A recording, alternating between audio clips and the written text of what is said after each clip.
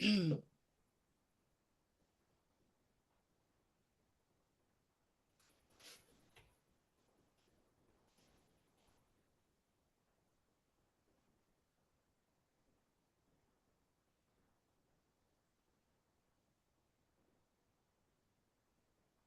everyone. I'm just going to give about 1 more minute to let more people into the webinar before we begin.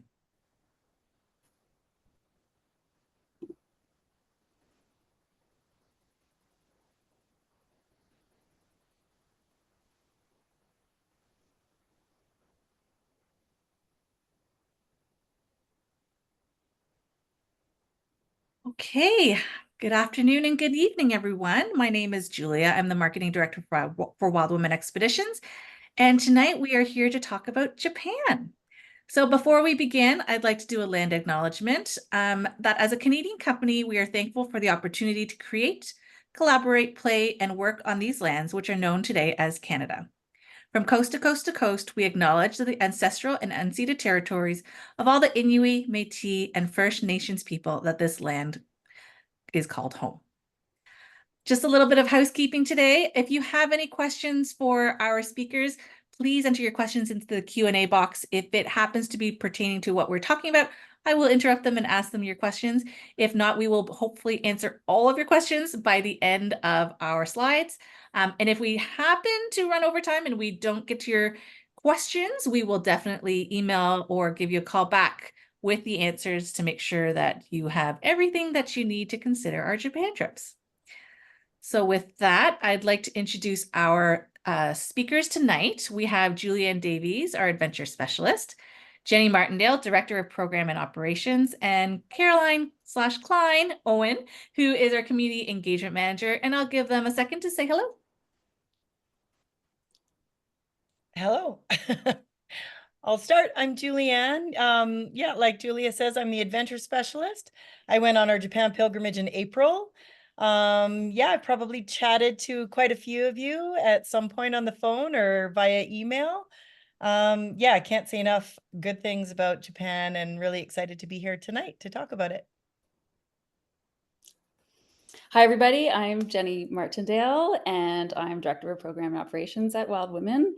And I had the honor of being on the inaugural trip for the Sacred Japan itinerary in April of this year. And so I'm really happy and excited to be sharing some information and stories about that trip tonight with you. Hi, everyone. I'm Klein Owen. I'm Wild Women's Community Engagement Manager, and I was grateful to take part in this Sacred Japan trip in May of this year. And I'm also looking forward to sharing some stories and information and answering any questions you might have about the amazing trips that we have to offer.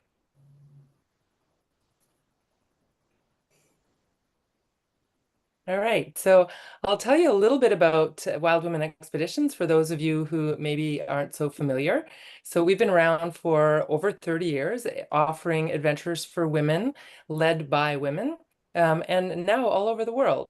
And our mission is to create safer spaces where women can thrive and shine and freely be themselves, to make connections with each other, with nature, and to immerse themselves into local culture.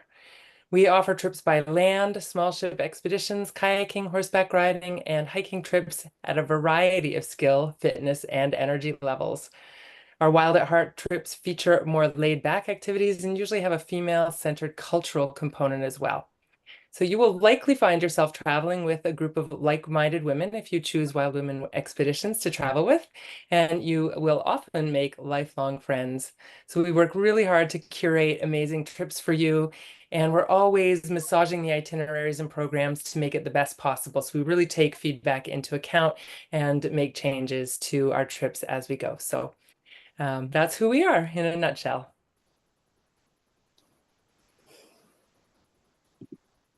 So Klein and I are going to go through the Sacred Japan itinerary. And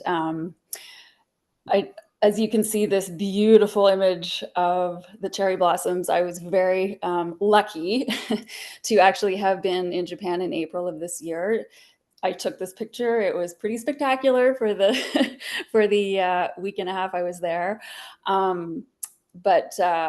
the blossoms are fleeting, so it's never guaranteed. And it's but usually like late March to mid-April is the time to see the blossoms if you're very interested in it. But again, it can change, so it's always hard. But we try to plan dates every year in that during that window of time if you're interested in seeing the blossoms.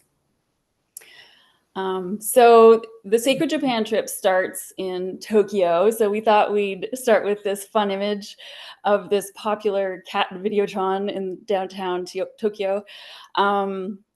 You'll arrive in Tokyo probably at either the Haneda or Narita airports, and Wild Women will provide a transfer for you if you arrive on the day before your trip or the day of the trip starting. So we'll arrange a transfer to the Shinjuku area of Tokyo, which is a really popular area. It's where you'll find this cat. It's a very walkable part of Tokyo. So our first night hotel is situated here. And yeah, so we really encourage you to maybe come a day early and just see the sights of this amazing city. And on day one, you'll meet your group and your guide and head out for dinner for your first taste of Japanese cuisine, which is amazing. We'll talk a bit more about that. Yeah, so Tokyo is where it starts and ends. And then immediately on day two, we head out into the country.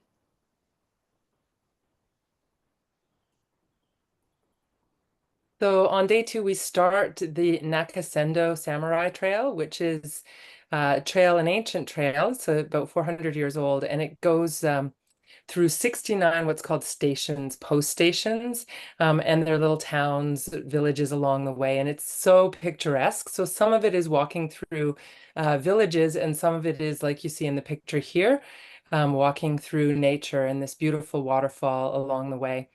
We stop at a tea house at one of the peaks and have tea as we go along. And we leave Tokyo first thing in the morning, take a train, have lunch, take another train, end up on the trail. So we're kind of on the go from there. We walk to our accommodations that night, and then we walk from there the next morning, and then more public transit, which is really fun. We'll talk more about that later. But the public transit's really cool in Japan. But we have 2 days of walking right out of the gate here, and it's about 5-6 kilometers each day. And I think there's one more slide. Is there? Oh no, now we're on to Ise. So after we spend a couple of days on the Nakasendo Trail, we end up in Ise, and here we will stay overnight at a beautiful local inn, and be up bright and early on, I guess, on day 4. I think it's day 4. We wake up, and we say it's a sunrise wake up, but sometimes the sunrise is at like 4:30 in the morning. So we'll just wake up early to beat the crowds and head to the Grand Shrine here in Ise. This is a photo of the grounds on the shrine, and the shrine is dedicated to the sun goddess, Amaterasu,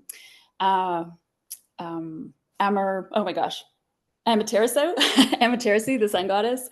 And we can Oops, go back skip one. forward a bit there, Julia.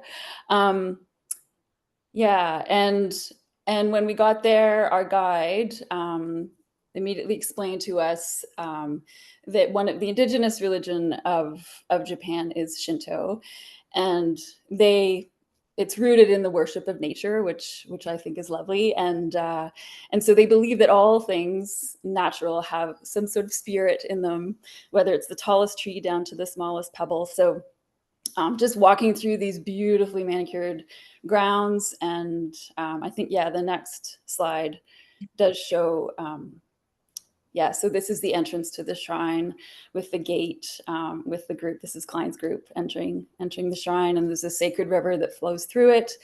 And during this, our first introduction to this grand shrine, we learn just some of the spirituality of Japan in their indigenous religion.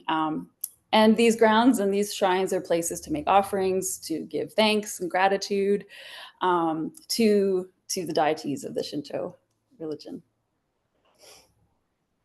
Great. So I saw a question, Julia, and I want to address it quickly, but we will talk more about luggage at the end of the webinar. But we will carry what we need for the Nakasendo Trail for a couple of days, for I guess for 1 night and 2 days. So we'll carry that with us on the trail. But we'll talk more about luggage logistics afterwards. So this picture here is my group visiting the AMA divers. And these are, we were visiting actually retired AMA divers. And these women, from a young age, they're trained to dive down into the ocean and harvest seafood. And we didn't get to see them dive because they're doing that from a boat offshore. But we did get to visit the center where they are bringing in the catch, and they were cooking right in front of us on an open fire and fed us lunch, which was very interesting.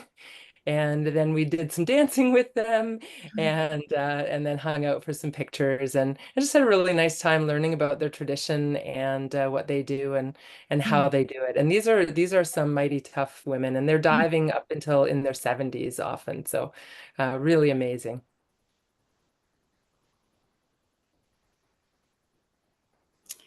After we visit the Yama divers, we actually head to Kyoto for our first night in Kyoto.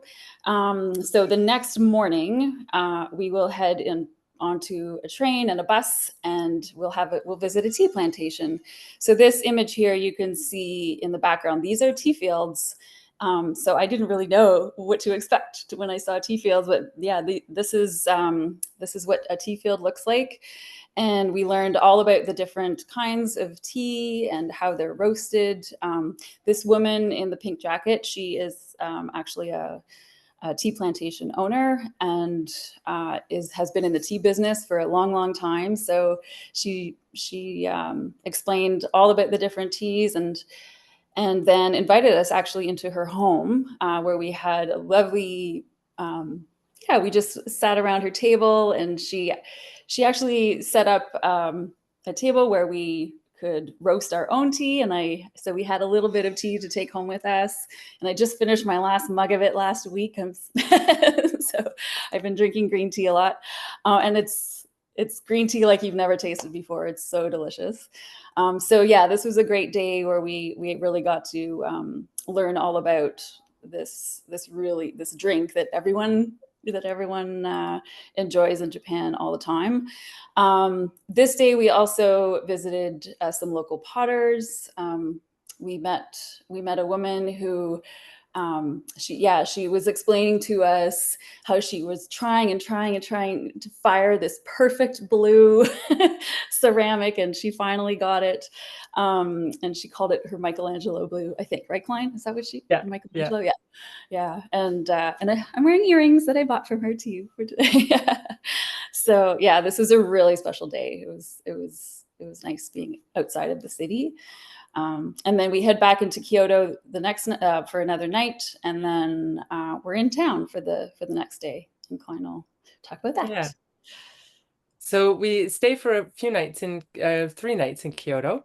And so our day in the city, we're moving around by bus in the city, although my group really preferred to walk. So we did a lot of walking rather than busing, and that's really up to you. The distances are a few kilometers, not so far, but we walked first to, if you look on the picture, the upper right corner, we did a matcha tea ceremony. So matcha is a little bit different from the green tea you might be familiar with. Matcha is the ground up leaves of the young plant, and it's ground into a powder, and then it's used for tea ceremony. So these two women here with our group, they were teaching us all about how to prepare the tea, how to steep the tea. It's very particular how much water you put in. You use a bamboo whisk to whisk the tea, and then it's always taken with some sweets, which they provided. And so we got to learn the history and the culture and the reasoning and sort of the values really of the tea ceremony. And then we walked to the temple, which you can see in the bottom right corner, and you can see that someone is there bowing as they're going into the temple, which is very it's part of the regular practice of going into a temple. You would bow to show your respect. And then on the left side, the larger picture, and you can tell this one is from Jenny's trip because you've got the blossoms in the background. So I didn't get to see that on my trip, but the Zen garden any time of year is absolutely stunningly beautiful in its simplicity. And it's just such a welcome reprieve from being in the city to end up in this garden that just exudes peace all throughout. And this is just one part of the garden. It goes through some forest, and there's a little bridge and a pond, and so it's quite extensive. So a really beautiful place. And we stayed there quite a while. The group just really chilled out and took our time and kind of really sunk down and got really grounded. Not sunk down literally, but got ourselves feeling really grounded at our time in the garden there.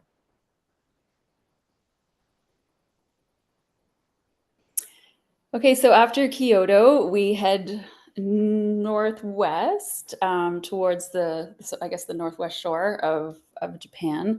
And this stop is the group that's with a monk who is so we visited Mount Mitoku, which is a very sacred site of a Shugendo temple, which is a different, it's a combination. So when you go to a temple in Japan, that's Buddhism, and if you go to a shrine, that's the Shinto religion. And in this specific temple is actually Shugendo, which is a combination of Buddhism and Shinto, and it's a mountain ascetic. So these are mountain monks, and so we learned a little bit about his life here and the temple. And this Mount Mitoku there's a temple that's perched on the side of the mountain that you can't really access anymore, but it's this traditional pilgrimage that is said to purify the 6 roots of perception, meaning the nose, ears, eyes, tongue, mind, and body. So if you make it up to this perched temple on the side of the mountain of Mount Mitoku, I guess it's this purifying pilgrimage. But we don't do that on this trip, but it's really interesting to learn about it and to be at the temples at the base of the mountain, and and just to be in that sacred area. It's an amazing experience. So from there, we head out to the Oki Islands, which are off the northwest coast of Japan. And it's about a 3-hour ferry ride after we take the train for a couple of hours. And it's a beautiful, beautiful ferry ride as we're leaving Japan, and then coming into the Oki Islands is just stunning. And we start with a hike on this area where you can see in the picture here. And we drive up actually to the highest point on the island, and then we take a leisurely stroll down along the sides of the cliff down to where we're picked up at the bottom. So we don't have to walk up on this one, and we just walk down, which is kind of nice. And it's absolutely stunning. It's a volcanic chain of islands, and just rugged and very different from the mainland of Japan. And we were told when we were there that it takes most people 4 or 5 visits to Japan to discover the Oki Islands. And people were amazed that we were there on our first visit to Japan. And it's really otherworldly and just so stunningly beautiful. So we do the hike there on the first day. And then we also do a taiko drumming class. And I think we have a slide there. Yeah. So these women take us into their community center, and we actually learned quite a few different patterns of drumming, and we got kind of good at it by the end. We were there for maybe an hour or 2. And all the women who were teaching us were over 70 years old and had more energy than I've seen in anyone in a long time. They're just full of life, full of exuberance, full of energy. And taiko drumming was typically historically male only, and these women have claimed it for themselves, and they're spreading the joy of taiko drumming around Japan, and of course to tourists now as well. So it was just a really, really fun and cool experience.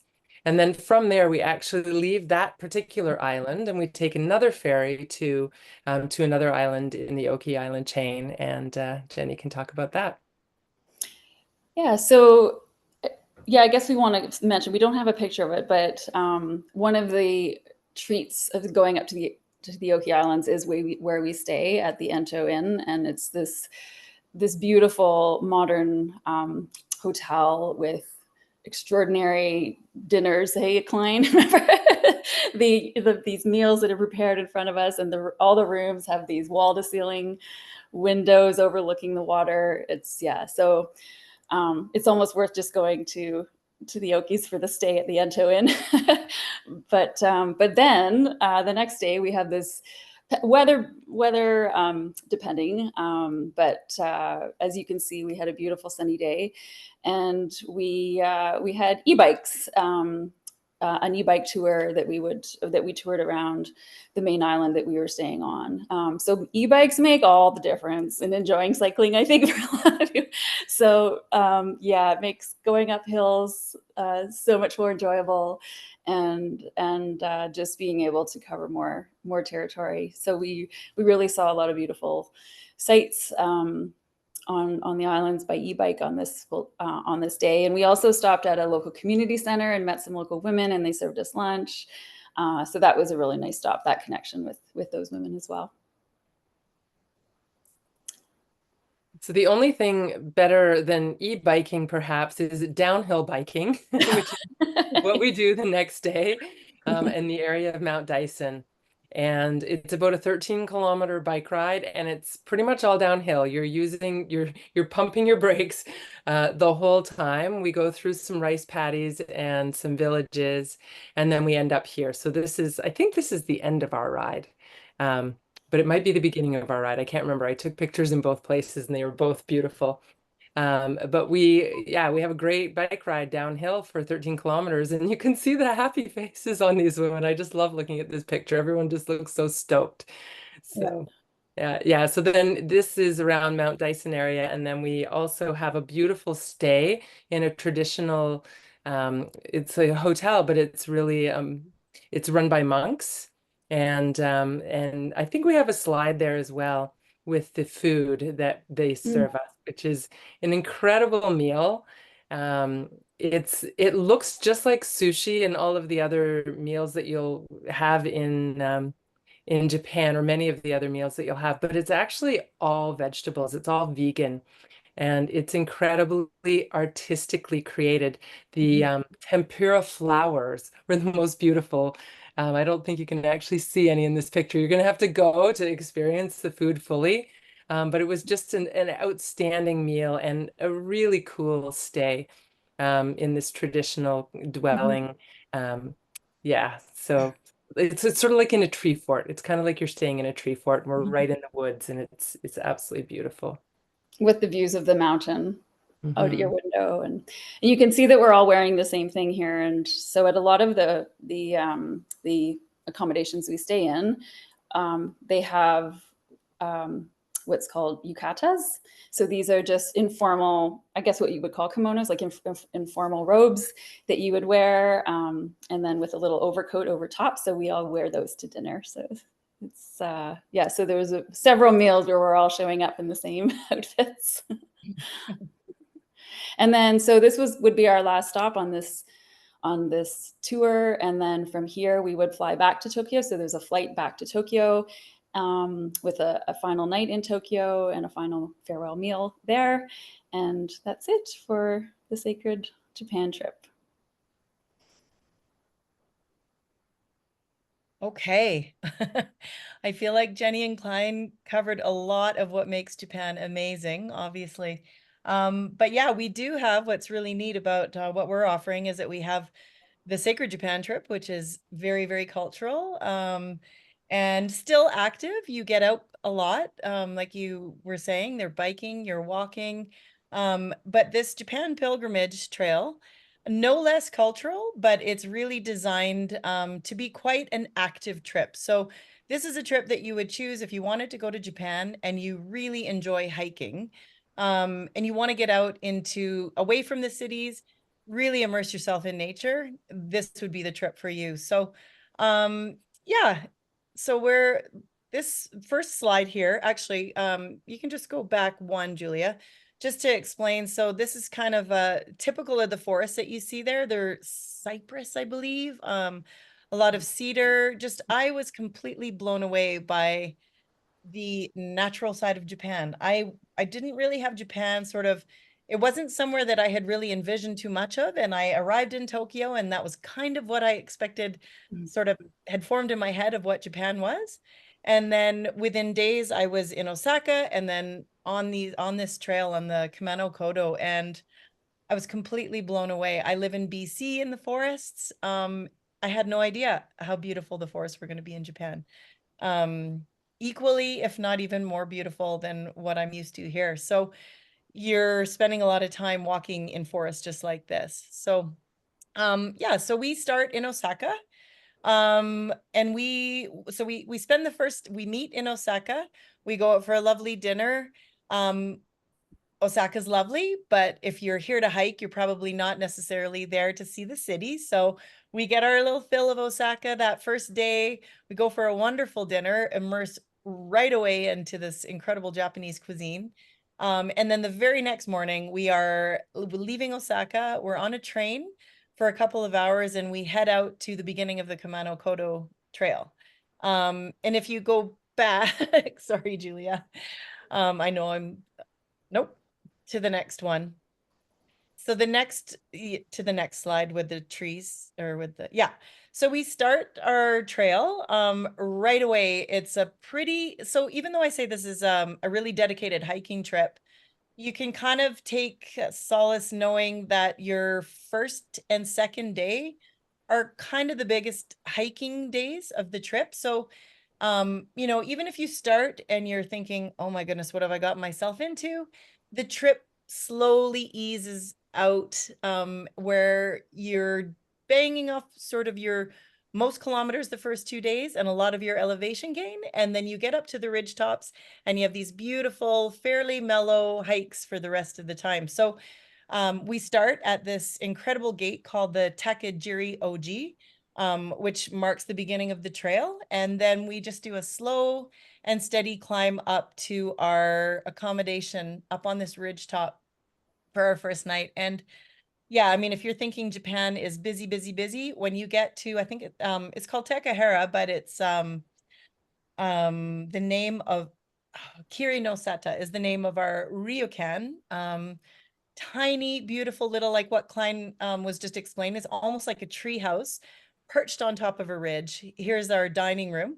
And it's if you could, on the other side of the flowers here, you're literally just looking out at this mountain range where it drops right off down into the little tiny villages below. So all you can hear are birds, all you can see are flowers. There's nobody around. You've got this little ryokan, and you've also got the onsen. So it's like the prize at the end of your big hiking day. Beautiful onsen. In most of the places that we stay, and almost all of them, when we arrive after a long day of hiking, we go and we change into our yukatas. We either come and have our dinner, or we go and have an onsen right away, or vice versa. We basically just spend the evening lounging on dining on incredible food and lounging in an onsen. So pretty luxurious, even though you're putting out all that effort to do the hiking during the day. You're really treated really well in the evenings, and you're ready for a good hike the next day. So the next slide. So we have a day of hiking after our ryokan that I just showed you. And then we arrive at this place called Yunomi Onsen, and it's an area where I do believe it's a World Heritage Site for the amount of hot springs that it has. There's hot springs all scattered through the forest and little trails to get to the hot springs. So we stay there, and then the very next day, we get up, and our next hike is with this woman on the left that you can see here. She's actually called, I think she was 82 years old, but she's called a Yamabuchi, or a mountain aesthetic. And it's incredible. Japan, that's one of the things that blew me away. The traditional culture is still so intact and going really, really strong there. And, a lot of times it'll just be kind of a token thing where will put on their outfit and come out, but she was very authentically trained and living her life as this mountain aesthetic. So we meet with her in the morning, and we spend the whole day hiking with her through the forest. Absolutely gorgeous. It's dead silent at times, and she'll we just stopped, and she would, her whole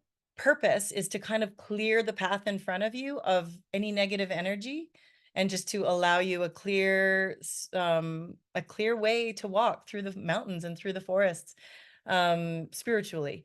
So she did a little blessing to each of us, and we'd walk along, and then she was chanting, and we would chant back to her. She taught us this chant where, she would chant, it's rude, it's about 1,000-year-old chant. I can't actually remember exactly what we were saying when we were chanting, but it's amazing. You kind of forget you're hiking. You're just walking through this beautiful forest, listening to her, you're chanting along, there's birds, there's waterfalls. Absolutely beautiful. So that was a really, really special day. That was actually one of my favorite days. So yeah, so we do that one, that day, and then we can go to the next slide. Um, oh, I think that one is out of order. That's just a shot. That's just kind of showing you what the onsens are like. So most of them are, there's an indoor portion, and then there'll be an outdoor portion. And they've kind of integrated them into the ryokans and into the places that you stay. So just lovely soak. So yeah, so we can move on from that one. So we do stop at a couple of the main temples along the Kamano Kodo. This one here that you see is called the Nachi, Hayatama Nachi, I think is how you say it, Kamano Nachi. But just before this, the day when we were walking with the Yamabuchi, we ended at a temple. And then the next morning we start and we do this beautiful walk up through like an ancient stone pathway up to the Hayatama, I think it's called, Taishi Grand Shrine. And then we come down from that one, and then we hop in our van and we drive for maybe an hour, and then we have another beautiful hike up to this one. And this is a really well-known one on the Kamano Kodo. It's probably one of the most iconic. It's our header of our trip page, but really, really beautiful, beautiful temples. We take our time wandering the sites. This one has a waterfall. Some of them, our women went down to the waterfall. I think there's 4 main temples that we go to along the route. With this being sort of the most well-known, the Nachi.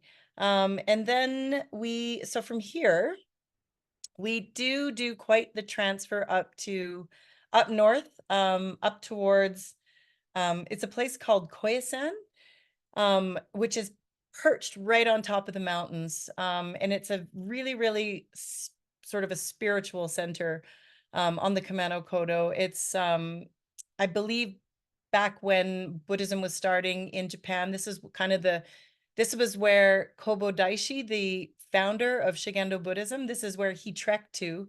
I think it took him like a couple of years to get to this spot. And then he found a cave, and he was meditating in the cave. And this is kind of like where the Shigendo Buddhism sprouted out from in Japan. So it's a super sacred site. It's a tiny little village right on top of the mountain. I can't even describe the energy of the village. It was really, really beautiful. There's just temples spread all through the forest, monks walking down the street, nuns walking down the street, little Buddhist shrines just built into all these little nooks and crannies, old growth trees, really, really special place. And we stay in a temple right on top of the mountain in Koyasan.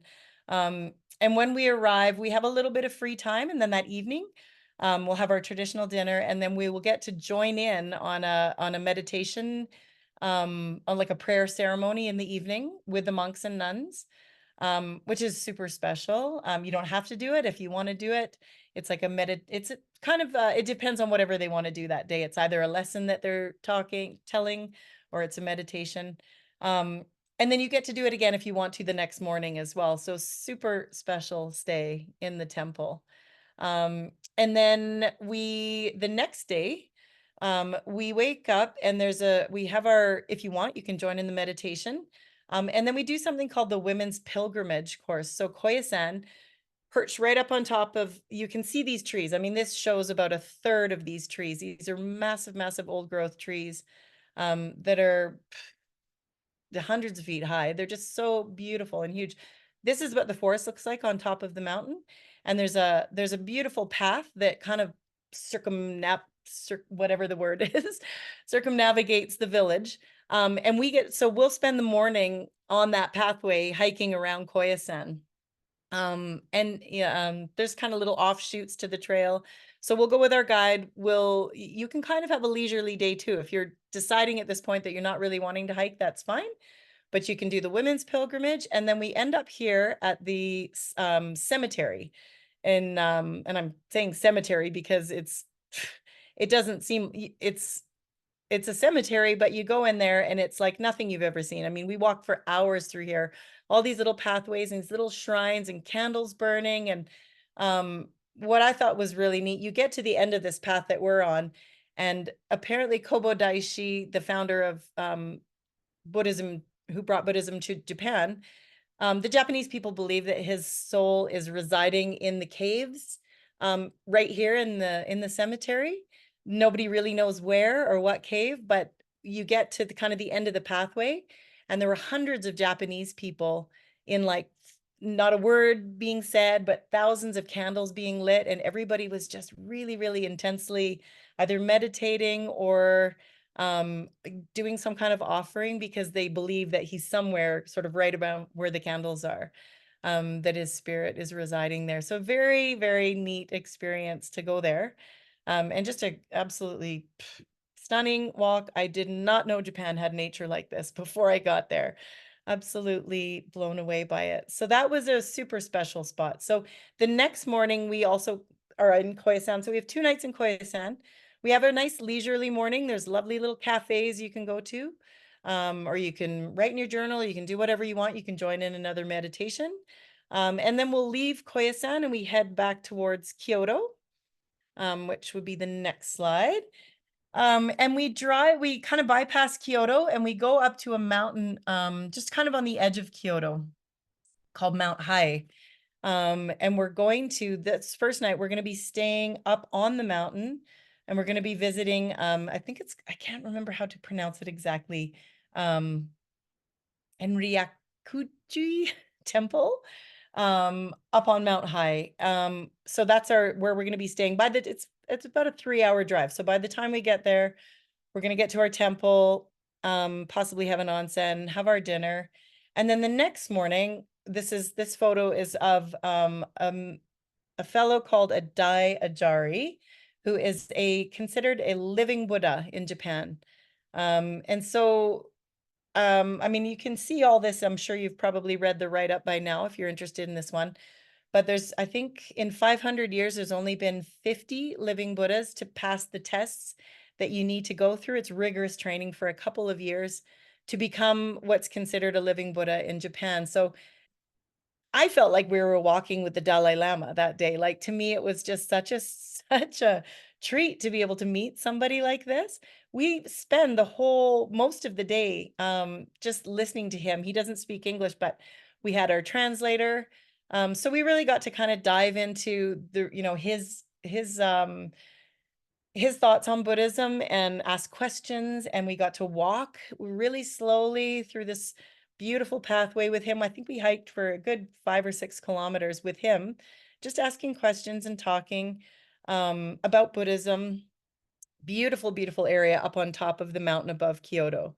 And then at the end of the day, we got to go down into the bottom of the mountain to this other little temple where he did it's called like a Buddhist incantation, where we all went into this tiny little temple with candles going, and he did this fairly wild, not too sure what he was saying, like a blessing sort of, and he came around to each of us.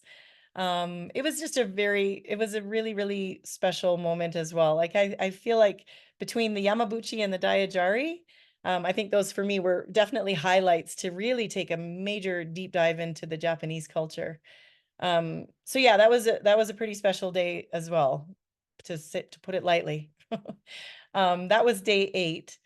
And then we go back down after this. We go back down to Kyoto for our last days. And we do go to a similar area to where Klein was mentioning her group went, and Jenny's group went in Kyoto. We go to, it's called the Silver Pavilion. As you can see, this is sort of your classic Japanese gardens. Same thing, we walked there. We just wanted to, it's not far from where you stay. Kyoto is a walkable city. It's really neat that way. So we went to this silver pavilion, walked through the gardens, and then I wish I had put a photo in here. I didn't, but it's called the Philosopher's Pathway, where we left here and we walked towards our next destination. But the pathway, I didn't luck out quite as much as Jenny and get all the cherry blossoms, but the cherry blossoms had fallen off the trees and they literally covered the entire pathway. So we're walking this Philosopher's Pathway, just like pink trail for as far as you could see. So that was really neat. Follows this little channel. And then we ended up at, it's called, so many temples I can hardly remember. No, it was called the Nanzenji Zen Garden. I think you can go to the next slide. No, maybe it'll be later on, but the Zen Garden was really neat. We had tea. There's a little waterfall. We had tea and just kind of walked around the gardens.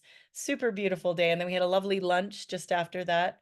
And then you go back to your hotel in Kyoto, have a shower, relax, and then we go out for our final dinner. And we went out for I believe it's going to be in the Xi'an district. Do you know, Jenny? Will it be in? Yeah, okay. So our final dinner, pretty special, is going to be in the Xi'an district, which, if you're not familiar with what that is, it's the, they're called geisha, but in Kyoto, they're called geiko. And that's kind of the district where a lot of the geiko women live. But we'll get to have a dinner with, she's called a maiko. She's like an apprentice geiko. So she's a younger geiko. She's going through all the training. She's learning everything that she needs to learn to become a geiko. So we will get to have a private dinner with her. We'll probably get a chance to ask her questions and just find out a little bit more about, I don't want to say maybe a dying culture. I'm not too sure, but we'll get to find out more about sort of where this is at in Japanese culture, and just get to kind of observe. She'll probably do a bit of dancing for us a little, and we also had, she poured tea for us the way that they do it. So you kind of get to get a really neat insight into part of Japanese culture that's maybe a little less understood, maybe from an outside perspective. So that's a really special night, and it's really neat to be able to end it on that. So that's our final night that we have. And then we will have a transfer the next morning. If you're leaving, you'll have a transfer to the airport. If you're staying, like some of our women did, we had one woman who went to climb Mount Fuji, or I don't even know what she climbed. She climbed something, and we had another fly down to Okinawa. So there's so many things to do if you want to extend your stay in Japan. And if you're going to go there, you might as well. But if not, you have a transfer back to the airport, and you end that fabulous trip. So that's the Japan pilgrimage in a nutshell. Yeah.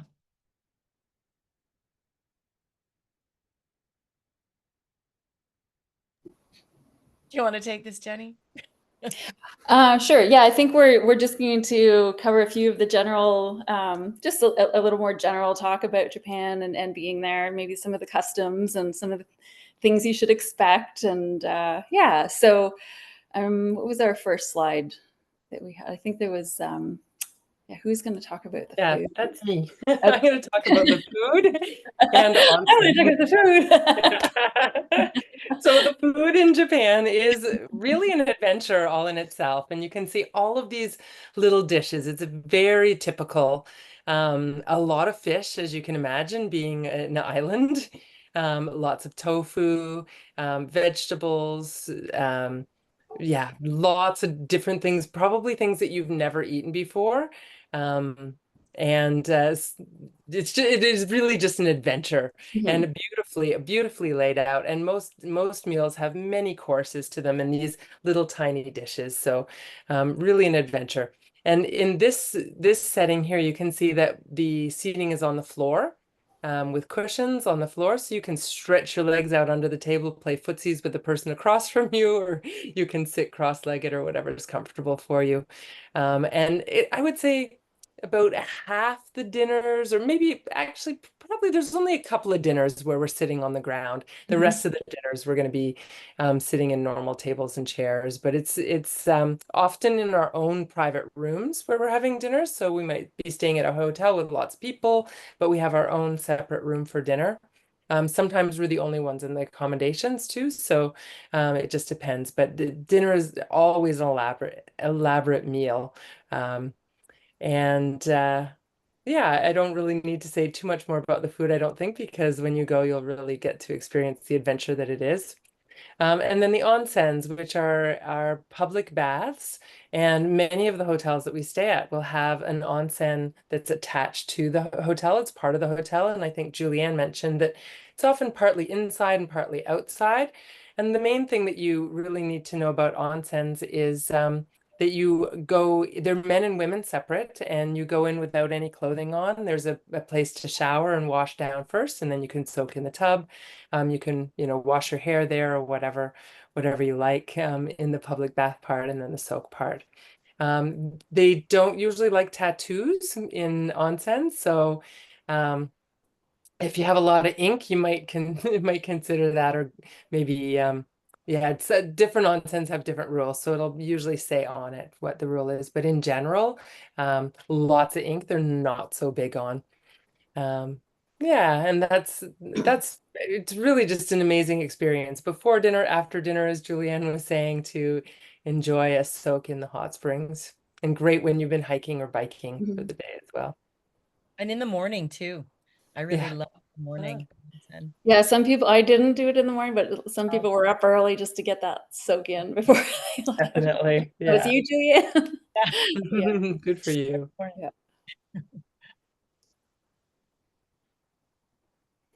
So this is a picture of a traditional room at a ryokan, or sometimes we refer to them as pilgrims' inns. So this setup is, you'll see the photo on the left.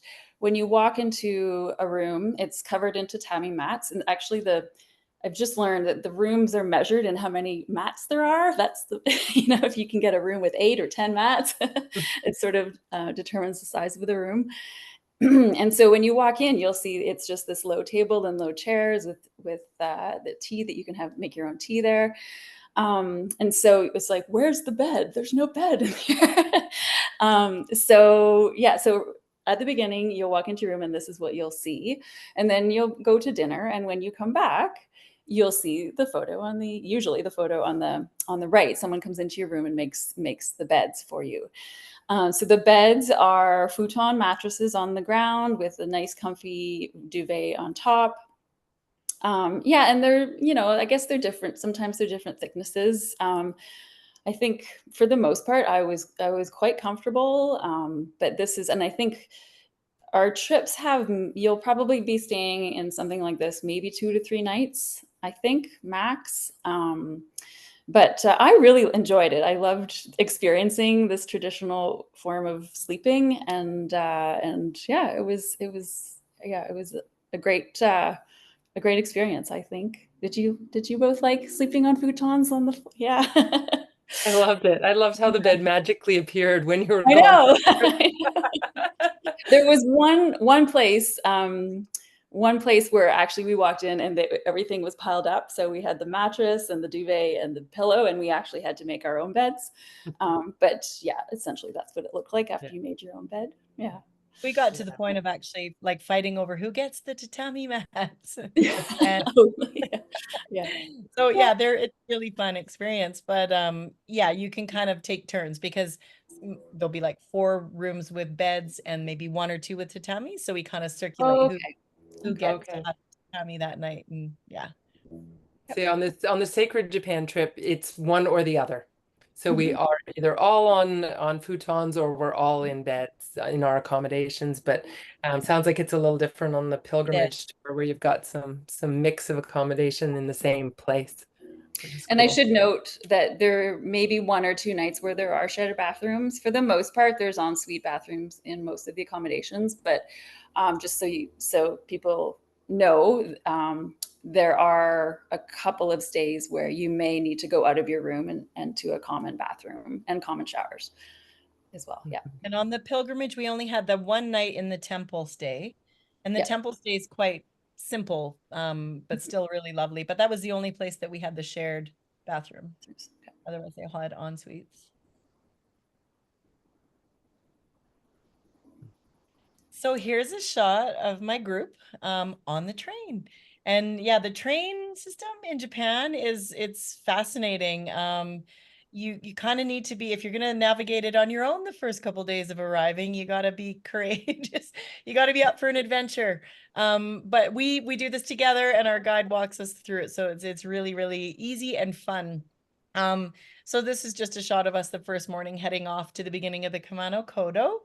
And yeah, I was just going to point out, there's just a couple things. So one thing that I thought was really fascinating in Japan, for as busy as the cities can be, and loud and sort of over stimulus all the time, once you get on a train, they have a sort of their cultural thing is that it's you just don't talk. It's very, very quiet on the trains.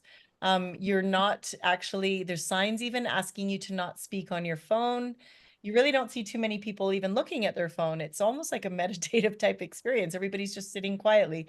So that's one thing that it's really important to know, and your guide will walk you through that before you get on the train. Just some etiquette about traveling in the public spaces. And yeah, we just sort of sit, and you just kind of can write in your journal or just reflect on the trip so far. But we try to stay quiet as well, just to stay with the cultural norms. But yeah, the trains are a really, really neat way to get around. You go fast. You get from A to B really, really quickly. Yeah, and that's pretty much all I have to say about the trains. It's a neat part of Just it. yeah, just something to add, because there is so much public transportation on these trips built in, and we do that also to be sustainable and more environmentally friendly, of course. As you'll see that a lot of the people in this picture are carrying a backpack, and this is actually a backpack that they'll have everything that they'll need for, I think, up to 2 nights, but I think it's usually just 1 night.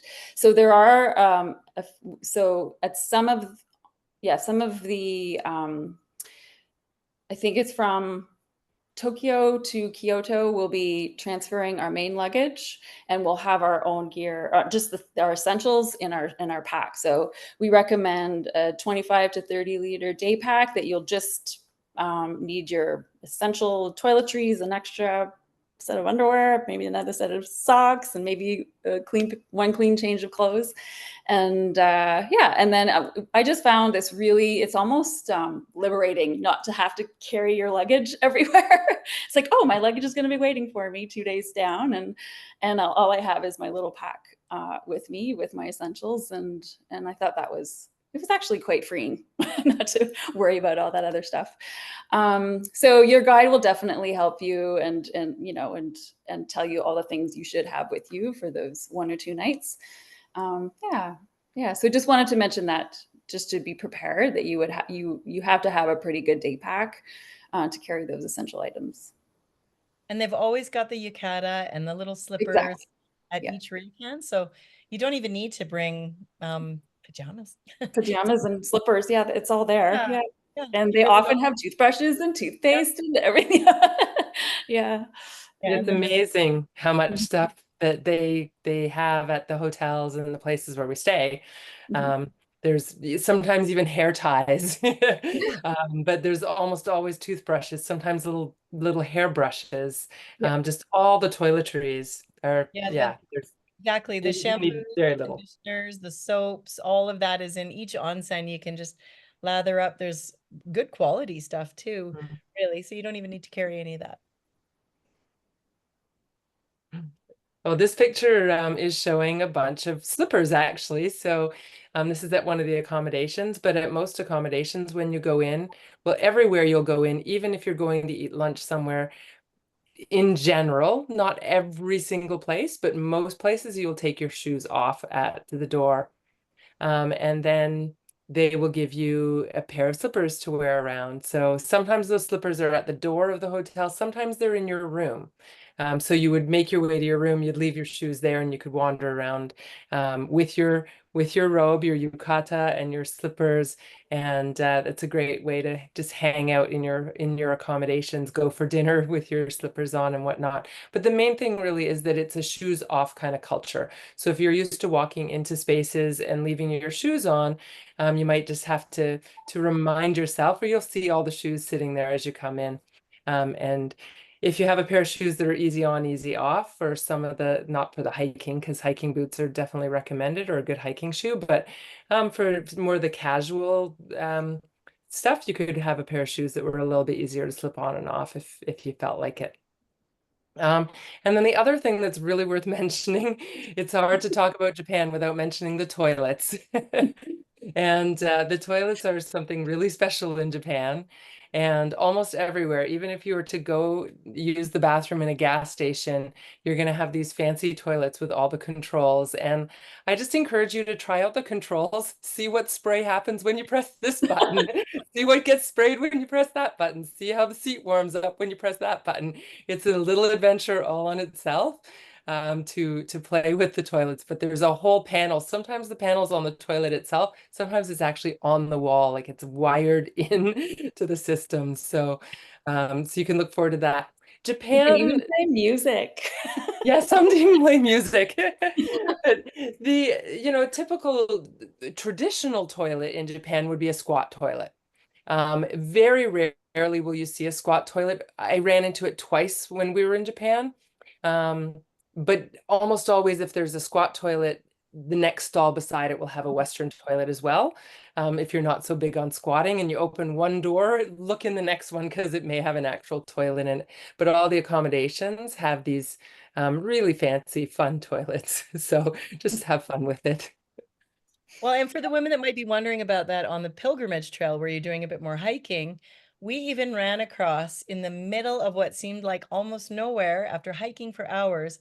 There was a little composting toilet, but it had a solar panel so that they could heat the seat and you could still do whatever noises, like your waterfall noise or whatever you wanted, and you could still do the spray in the middle of the trail. So, I mean, I only ran across one of those, but it was never difficult to find a toilet along the trail. And yeah, I didn't actually see a squat toilet on the trail. So, it's quite well set up in that sense. Mhm.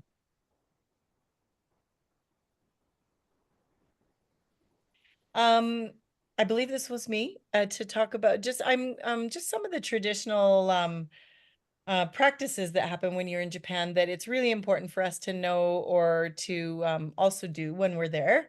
Mamiko, she's on the far right there. She was our guide. She's wonderful. Um, your guide will let you know sort of there's certain things like each temple that we get to, they'll ask they'll ask you to take off your hat before you go in. When we get to the door or the gate of the temple, we'll bow, and then you walk into the temple. And then we will do, like, if we're doing any sort of prayer, you do the prayer, and then I believe you clap 3 times after the prayer. They've got a little, there's a place where you can, if you want to, you can throw your coins or put your coins as an offering. And then when you leave the temple, you're also going to bow before you walk out. So Mamiko she's in her mid 20s or late 20s. And what I thought was really neat was, as the world is going, maybe the younger generations in places, you don't always think that they're as tied to their culture, but it was really, really neat to see Mamiko and a lot of the younger Japanese as well, just saying, she kept saying to us, thank you so much for respecting our culture. Thank you for respecting our culture.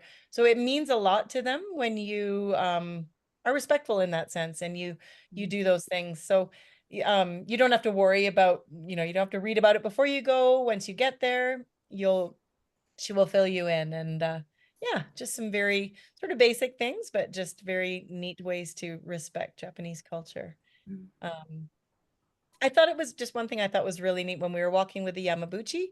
Mamiko was so attentive. And I think it's really neat. I've noticed that we had a couple times where we had older generations approach us just to chat with us and to see how how they respect their elders was a really, really neat thing. We stopped everything we were doing and Mamiko made sure that we listened to every word that they said. And yeah, just it's tradition. Culture is very, very, very strong in Japan still. And one of the neat reasons to go and see, I think, and learn about it. It's very, very intact. And very unique. You don't Very find any culture anywhere else in the world that's like Never Japan. been anywhere like No. Japan. And I'd heard that before going, and now I understand what that actually means. Yeah, me too. Absolutely. Here, sorry, just this in this photo, we are at the Zen garden at the end of our philosopher's path. And we went in and we had tea. We had this whole little room to ourselves, and it was just dead quiet, and there's a waterfall there, and we just drank our tea in silence, and then wandered around the gardens. A really lovely afternoon. But yeah.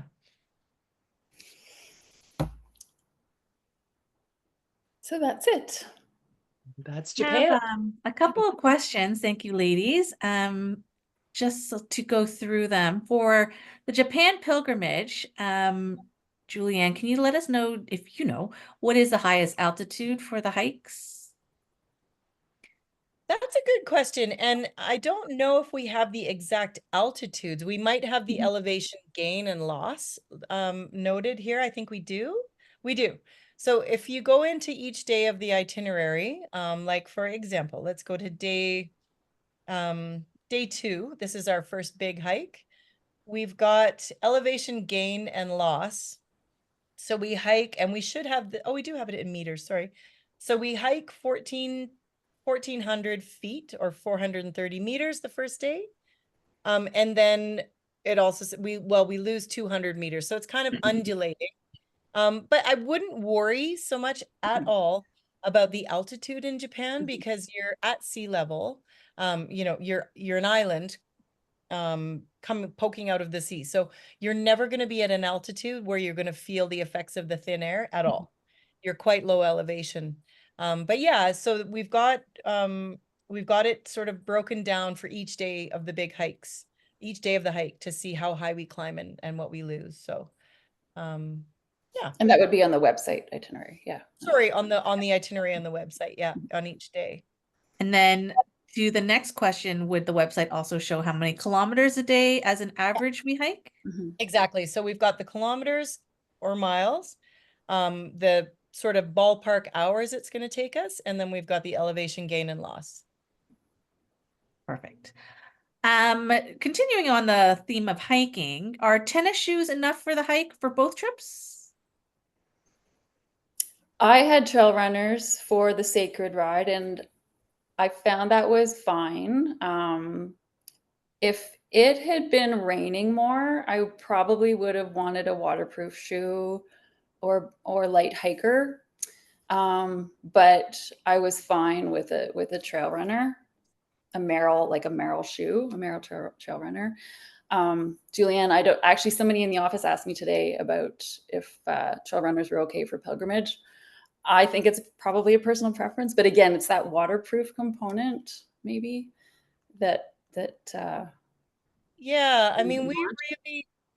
I think for the last year, I've been trying to figure out what a tennis shoe even is. I get that question a lot, and I'm like, I don't think I even know what a tennis shoe is, but what you want to have is a good grip. So whether you have a high ankled support shoe, or you have a runner like a Keen or a Merrell or something like that, it doesn't so much matter how high your boot comes up. It's more if you have a good grip, because Mhm. if it does rain, there's quite a few routes on the pilgrimage. The trail is wide, it's well traveled, it's been well traveled for 1,000 years. But there are places where there's steps, like it's kind of ancient stairwell, so it's not necessarily built to code. So you want to have a good grip for any slippage or any roots or Mhm. any slippery rocks. I would say you don't want a big bulky hiking boot. I wouldn't do it in that at all. I would not have a hefty, like not a mount, some women with like a stiff boot. I think you would be more comfortable in something like a light hiker Yep. with a good grip. Yeah. And you Yeah. can get light hikers with ankle support if you need that. You can, exactly. You can get all sorts. I don't even know if I would do something that is really, really waterproof, because I think it's warm enough that your feet would sweat. Mm. So I think for the chance it might rain, but you'll probably have a chance to dry your boots out that Mhm. night in the hotel. Just take the liners out. I find that with a waterproof boot, my foot just sweats, and it gets wet all the time anyway. So Right. a basic light hiker would be more than enough. And then you can use those to walk around the city as well. Mhm. Yeah. Not necessarily super styly, but you can wear it when you're in the city. I had a pair of Keen hiking shoes with me, and I think my Birkenstocks were my sort of backup. So if I was out walking in the city, I just wore my hiking shoes, and then, out for dinner or whatever, I'd throw on my Birkenstocks. That's what I Yeah, had. exactly what I had too. There you go. Go team. How crowded are the trails while hiking? Probably depends the time of year, I guess. Yeah. For us, they were not. April was not crowded. There were We people, but it wasn't crowded. In May? we hardly saw anyone. We'd pass the odd person, but it certainly wasn't anything close to crowded. I think there were a couple other women in the tea house when we went up. Mhm. Some ladies we had a lovely time chatting with, but yeah, very few people actually. And on ours, it was for the first day or two, we thought we were the only tourists in Japan. We were like, wow, we have this whole thing to ourselves. And then there was a few groups that would kind of come by in waves. Mhm. And we'd say a quick hello, and then they'd move on, or we'd leapfrog throughout the day. But my feeling is really that the Kumano Kodo is a kind of an undiscovered jewel at this point in time. And I think 10 years from now, you're going to have a hard time getting a reservation on Mhm. the trail, because I feel like it's moving towards the same sort of status as like the Camino or the other big pilgrimages, where it will catch on in popularity. And right now it's it's really beautiful. It was super, I mean, we didn't see a lot of people at all. But I think This is our first year running this trip, so we've only experienced it in the spring so far. true. Um, our trips have been very popular. Like we've filled our trips this fall as well, and so I know the cherry blossoms are a big attraction, but the fall foliage is apparently spectacular. So I think the fall is also a very good time to do these trips as well, because you'll get a completely different color experience, I think, right? So Oh yeah, yeah. So much of the Kumano Kodo is deciduous right. tree. Mhm. So yeah, I'd love to go back in the fall, because I think it's gonna Mhm. just be stunning. Yeah. Would you guys recommend walking poles or hiking poles for the trips? I would. Hmm. I would only if you have any sort of, if you know that your knees are a little bit sensitive at all, it can really help on the down. It can really help on the up too. But um yeah, I don't know how easy they are to get once you get there, and they can be a real pain to travel with Mhm. unless you just put them in your checked bag. But if you have any sort of issue or you're worried about your knees at all, Mhm. I would say to bring them. Um, yeah, and on the uphill, they can really help. It's really subtle, but just like the slight rest that you get with a pole can really help on the uphill as well. They're not necessary, but they can be helpful. If you prefer them to, again, it's more of a personal preference if you're used to Yeah. hiking, and probably more for the pilgrimage trip, Mhm. Yeah. not as much for the other one. That And being there are said, walking sticks. I think you can get walking sticks pretty easily. I found a stick on the side of the trail that I kept Yeah. for days. So, and there's bamboo, literally bamboo everywhere on the trail. So you can, I mean, if that's good enough for you, that's what a lot of the women did. Just grabbed a nice big stick off the side of the trail, Mhm. and it works just as well. And it cost a lot less. Awesome. Turning our questions to onsens. One, are we able to wear a bathing suit in the onsen? And two, how much ink is too much? Terry has one on her shoulder blade. So yeah, as far as I understand, nobody ever wears a bathing suit in an onsen ever. Yeah, it's yeah, I think in our experience, I think everyone can probably by our experience by being there, yeah, they are nude. They are nude baths. Mhm. Great way to get to know your group. Yeah. Well, and my group had a chat about that, because some of the women, after a few days, we kind of had a little giggle and we said, I wasn't even sure I wanted to do this, because I didn't know if I'd be comfortable going nude in front of these other women. And we were having that conversation nude in the onsen, like laughing about it and thinking, oh, this is fine, and there's always an opportunity to time your visit to the onsen so that you don't have to go when everybody else is going. Mhm. Like, I think quite often I would want to look at my photos when we got somewhere. So I would miss the group onsen, or I would just go an Mhm. hour later, and I had it all to myself most of the time. So Mhm. a Yeah, they lot of times, generally aren't that busy. The yeah, exactly. You can go on your own. And the tattoo, I know that a lot of them too, like the smaller ryokans, there was no one in sight checking your tattoos when you went in. I mean, it was just quiet and you just decided to go in. And so there's no one there. There was one place that we stayed that was a little more sort of public and built up, where there were other Japanese women and other tourists coming in, but still there wasn't any tattoo police around. I know it's just more of a respect thing maybe. And if they say, I think if your entire body is covered, if you have a big sleeve, um, perhaps that could be an issue. But if you just have a tattoo on your shoulder, I don't think it would be a big, I don't think it would be a big issue, as long as you're prepared to, if somebody said to you, sorry, you can't go in, if somebody just did stop you, as long Mhm. as you're prepared to respect that cultural norm and say, okay, I understand, then that would be fine. And there are a couple of accommodations that have baths you can fill on your patio, on your balcony, right? That you have a Right. private onsen on your Right. balcony as Yeah. well, if you wanted to have your own Yeah. private outdoor bath. Yeah. Perfect. Do we offer these trips back to back? Yep, I was gonna talk about that too. Yeah. And then if we do them back to back, do we get a discount? Ooh, Julia. So yes, we are trying to coordinate dates back to back. I think in 2025 there are several opportunities where you can do the trips back to back. We would have to get back to you about multi-trip discounts. We do not have that in place right now, no. But it has been asked often, so yeah.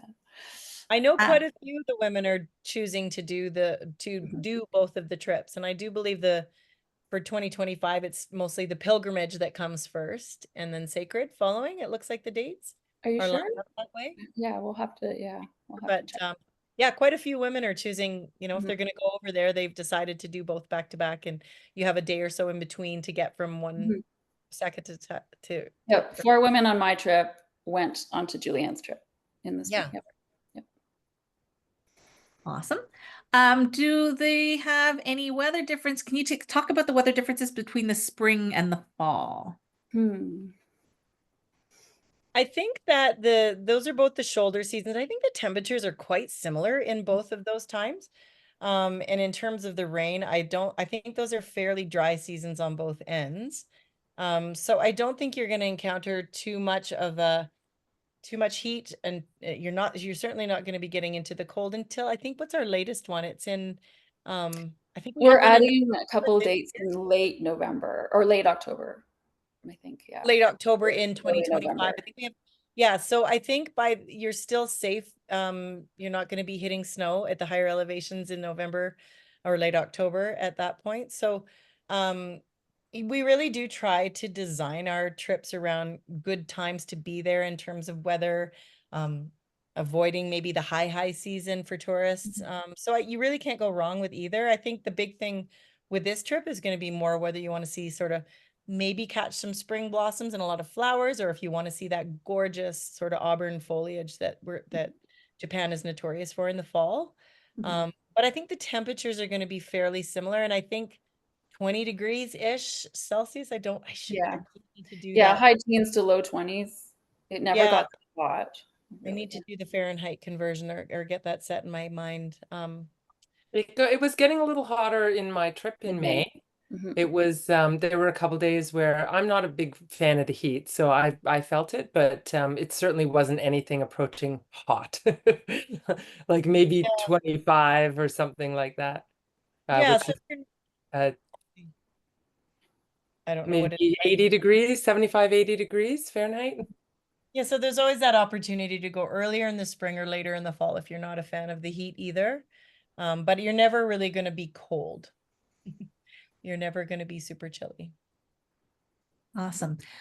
We have one more question. I think this might be one that I will answer. Linda wants to know if we'll have a webinar with photos of the fall colors after those trips.